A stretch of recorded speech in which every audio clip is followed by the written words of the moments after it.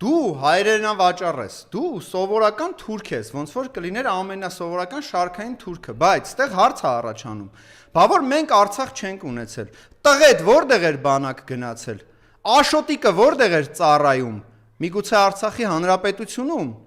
Դու տրնգի որտեղ էիր ապարում։ Նիկոլ Փաշինյան, դու ու քո թիմակիցները